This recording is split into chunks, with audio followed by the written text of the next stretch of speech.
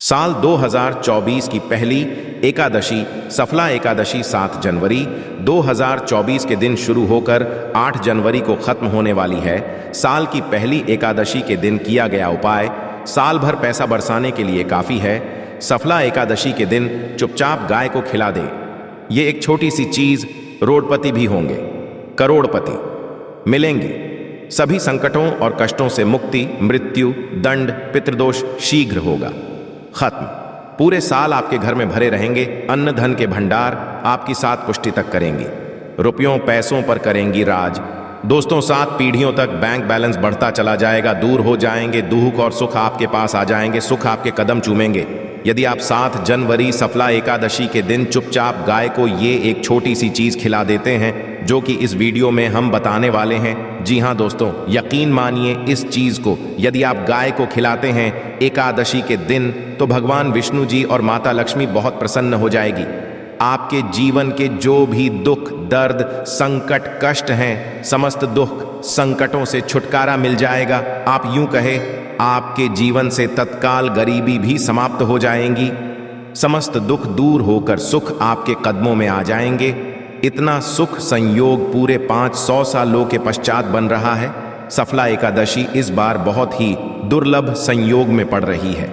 यदि आप चाहते हैं कि मां विष्णु जी, माता लक्ष्मी की कृपा आपको हासिल हो, जीवन से तत्काल गरीबी समाप्त हो जाए, पितृदोष दूर हो जाए, तो दोस्तों आज की यह वीडियो आप मिस मत कर देना। बहुत ही महत्वपूर्ण और लाभकारी वीडियो है। पूरे 500 वर्षों के पश्चात सफला एकादशी के दिन इस बार ऐसा शुभ संयोग बन रहा है जिसमें आपके समस्त दुख, दर्द, संकट दूर हो जाएगा मात्र ये एक चीज खिलाने से गाय को। तो दोस्तों आखिर वह कौन सी खास चीज है, इस वीडियो के माध्यम से वही बताएंगे। पूरा वीडियो देखना, बहुत ही महत्वपूर्ण वीडियो है, आपके लिए लाभकारी वीडियो है। दोस्तों वीडियो शुरू करने से पहले आप सबसे तो आपसे रिक्वेस्ट करते हैं भगवान विष्णु जी और माता लक्ष्मी के सच्चे भक्त वीडियो को लाइक कर देना और सच्चे दिल से कमेंट्स बॉक्स में जय श्री विष्णु, जय महालक्ष्मी, जय गौ माता अवश्य, जैसे आपकी समस्त मनोकामनाएं पूर्ण हो जाएं। और ज्यादा से ज्यादा वीडियो को अपने दोस्तों में शेयर अवश्य करना। दोस्तों आपको बताना चाहेंगे कि हिंदू धर्म में का बड़ा महत्व होता है। साल में कुल 24 एकादशी पड़ती है, यानी हर महीने 2 एकादशी पड़ती है और फल की प्राप्ति भी होती है और समस्त पापों से उनको मुक्ति मिल जाती है। और दोस्तों आपको बता दें, इस दिन आपको भगवान विष्णु जी के साथ माता लक्ष्मी की भी पूजा अर्चना अवश्य करनी। या दोस्तों इस दिन विधि विधान से भगवान विष्णु जी, माता लक्ष्मी की पूजा करें। मंदिर और पूजा स्थल को साफ कर आपको भगवान विष्णु जी, माता लक्ष्मी की मूर्ति को स्थापित करना चाहिए। इसके पश्चात उन पूजा विधि अनुसार पूजा करें, व्रत का संकल्प लें और विष्णु जी और माता लक्ष्मी को नमस्कार करें। भगवान विष्णु, माता लक्ष्मी की पूजा में आपको फूल, नारियल, सुपारी, फल, लौंग, अगरबत्ती, घी, पंचामृत, भोग, तेल का दल और दाल, चंद्र जरूर रखने चाहिए। आपको पूजा करें और विधि विधान से भगवान विष्णु जी, माता लक्ष्मी की आरती करें। व्रत कथा जरूर पढ़ें और अगले दिन व्रत का पारण जरूर करें। द्वादशी के दिन को भोजन कराएं। यथाशक्ति सामर्थ्य के अनुसार अन्न, धन, वस्त्र का दान करें। यदि आप ऐसा करते हैं तो भगवान विष्णु जी, माता लक्ष्मी प्रसन्न होकर आपकी समस्त मनोकामना को पूर्ण कर देते हैं। और अब बात करें कि इससे जुड़े कौन कौन से उपाय आपको सफला एकादशी के दिन जरूर करनी चाहिए, या कोई भी एकादशी जरूर करनी चाहिए जिससे समस्त दुख, दर्द, संकट दूर हो जाते हैं। 7 पीढ़ियों तक धन दौलत की कमी नहीं होती। बैंक बैलेंस में बढ़ता चला जाता है। समस्त दुख, जो भी जीवन के दर्द, संकट दूर हो जाते हैं और सुख आपके कदमों में आ जाते हैं, सुख आपके पास आते हैं। चलिए शुरू करते हैं। कौन कौन से गाय से जुड़े उपाय। दोस्तों सनातन परंपरा में गाय, गंगा और गायत्री का बहुत ज्यादा धार्मिक महत्व है। मान्यता है कि माता के पर 33 कोटि देवी देवताओं का वास होता है। गौ माता की सेवा एवं पूजा करने वाले जातक पर इन सभी देवी की कृपा बरसती है। गौ सेवा से न सिर्फ इस जन्म के बल्कि पूर्व जन्म के भी दोष दूर हो जाते हैं। प्रत्येक सुबह जब आपके घर में भोजन बनना प्रारंभ हो तो सबसे पहले बनाई गई रोटी को आप गौ माता नाम से निकाल दें और भोजन करने से पूर्व गौ माता को इस रोटी को खिलाएं। यदि संभव तो काली गाय को खिलाएं। यदि काली गाय ना मिले तो सफेद गाय को भी आप खिला सकते हैं। प्रत्येक पूजा और मांगलिक कार्य में गौ माता या से जुड़ी चीजें जैसे गाय का गोबर, गौमूत्र, गाय का दूध अथवा गाय के दूध से बना घी जरूर शामिल करें। इससे आपको की प्राप्ति होगी।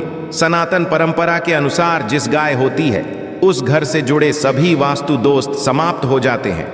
किसी भी पूजा में गाय से हासिल पंचमय युक्त पदार्थ का उपयोग अवश्य शामिल करें, क्योंकि पंचम के बिना कोई भी पूजा पाठ और हवन सफल नहीं होता। जहां दोस्तों गौ कृपा पाने के लिए प्रतिदिन सप्ताह अथवा महीने में परिवार समेत एक बार गौशाला जाने का नियम अवश्य बनाएं और वहां गायों को हरा अवश्य खिलाएं। इससे आप शुभ फलों की प्राप्ति और साथ ही गौ सेवा और गौ पूजा से 9 ग्रह शांत हो जाते हैं और इनसे जुड़े दोषों का निदान हो जाता है। गर्मियों में गौ माताओं को पानी पिलाए और सर्दी में गौ माता को गुड़ अवश्य खिलाए। ध्यान रखिए कि गर्मियों में गाय को गुड़ न खिलाएं। अनेक देवी देवता को अपने शरीर पर धारण करने वाली गौ माता से जुड़े कई शुभ और अशुभ संकेत भी होते हैं। मसलन गाय का दूध समय यदि गाय ठोकर मार दे और सारा दूध बिखर जाए तो अपशगुन होता है। यदि कोई निकल रहा हो और गाय अपने बछड़े को दूध पिलाती सामने आ जाए तो निश्चित रूप से जिस यात्रा के लिए आप निकले हैं वह यात्रा आपके लिए अवश्य ही सफल होगी और वह काम जिसके लिए आप निकले हैं वह अवश्य ही पूर्ण होगा। यात्रा पर समय बाईं ओर गाय की आना और रात्रि में गाय की हुंकार करना भी शुभ होता है। दोस्तों, साथ ही साथ गाय के साथ आप भूलकर भी यह काम ना करें, अन्यथा मिलता है घोर पाप और जीवन भर की परेशानियां। जी हां दोस्तों, गाय को राष्ट्रीय पशु बनाए जाने और इन्हें मौलिक अधिकार दिए जाने की बात है तो सवाल उठता है कि गाय जब भारतीय संस्कृति का अहम हिस्सा है तभी गाय के साथ लोग खराब व्यवहार कैसे कर लेते हैं। गाय दर रहती है, भर पेट इन्हें चारा तक लोग नहीं देते। गाय जब तक दूध देती रहती है तो उनकी सेवा होती है और जैसे ही दूध देना बंद कर देती है तो लोग इन्हें किस्मत पर छोड़ देते हैं, सड़कों पर और गलियों में भटकने के लिए। ऐसे में जीवों को कोई डंडे से मारता है तो कोई उन पर पानी डाल देता है। कभी वाहनों से इन्हें ठोकर लग जाती है तो बीमार होकर बेचारी ये गाय दम तोड़ देती है। ऐसे में जरूरत है इन बातों को कि गाय को लेकर मैं क्या कहा गया है, गाय के साथ आपको कैसा व्यवहार करना चाहिए। क्या दोस्तों, गाय को कभी भी मारना पीटना नहीं चाहिए। शास्त्रों में गाय को माता का दर्जा दिया गया है। गाय को पीटने वाला माता को मारने पीटने वाले के समान पाप का भागी माना जाता है। ऐसे घरों को लोक में वर्षों तक कष्ट भोगना पड़ता है, अगले जन्म पशु में मिलता है।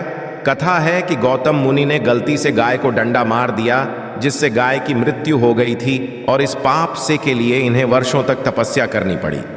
भगवान श्री कृष्ण जी ने बैल स्वरूप में आए वृद्धासुर का वध कर दिया था, जिससे मुक्ति के लिए भगवान श्री कृष्ण को संपूर्ण तीर्थों को एक कुंड में बुलाना पड़ा और इस कुंड में नाम से वह पाप मुक्त हो गए थे। साथ ही साथ जो लोग पानी पी रहे को भगाते वे घोर पापी के भागी बनकर कुत्ते भोगते हैं, ऐसा पुराणों में बताया गया है। जबकि जो लोग गाय के लिए प्याऊ और चारागृह बनवाते हैं वो महा होते। ऐसे लोग घोर पाप से मुक्त होकर स्वर्ग पा जाते हैं और बड़े ही धनवान कुंड में जन्म लेकर सुख भोगते हैं। और साथ ही साथ आराम कर रही गाय को कष्ट देकर कभी भी उठाना नहीं चाहिए। कहते हैं कि जिस स्थान पर गाय बैठी है वहां से नकारात्मक ऊर्जा समाप्त जाती है। गाय के बैठने की जगह को जो लोग नियमित साफ रखते हैं वे पूर्व जन्म में किए गए जाने अनजाने में पापों से मुक्ति हो जाते हैं और गोलोक में आते हैं। गाय को डंडा मारकर उठाना, पानी डालकर उठाने से मनुष्य पाप का भागी है और अगले जन्म में उसे दर दर भटकना पड़ता है। और साथ ही साथ शास्त्रों में बताया गया है कि गाय का दूध उसके बछड़े के लिए होता है। गाय के बछड़े से हुआ दूध ही मनुष्य को लेना चाहिए। कुछ लोग एक बार गाय को दोहू लेने के पश्चात फिर से बछड़े के लिए बचा हुआ दूध भी धो लेते हैं। ऐसा करना घोर पाप कहा जाता है। ऐसे दूध को दोहाने वाला और ग्रहण करने वाला दोनों ही पाप के भागी बन जाते हैं। दोस्तों, साथ ही साथ शास्त्रों में कहा गया है कि गोवंश यानी गाय और बैल के नहीं बैठना चाहिए। इनके पीठ पर बैठने महापाप लगता है। ऐसे लोगों की यातना भोगनी पड़ती है। एकमात्र महादेव के उत्पन्न नंदी ही गोवंशी है, जिस पर स्वयं महादेव और महादेवी सवारी करती है। क्योंकि नंदी ने स्वयं अपनी इच्छा से महादेव की सवारी बनना स्वीकार किया था। और साथ साथ शास्त्रों में गाय के दान को बहुत ही महत्व दिया गया है, परंतु ऐसी गाय का दान कभी नहीं करना चाहिए जो बूढ़ी और बीमार हो। कठोपनिषंदेह में नाचिकेता की कथा भी इस संदर्भ में है कि जिस नाचिकेता ने पिता द्वारा बूढ़ी गाय को दान करने पर जताई, दूध देने वाली और बछड़े सहित जो लोग गाय का दान करते हैं महान पुण्य को हासिल करके स्वर्ग में स्थान पाते हैं। दोस्तों, साथ ही साथ सूर्य, मंगल या शुक्र की युति राहु से हो तो पितृदोष होता है।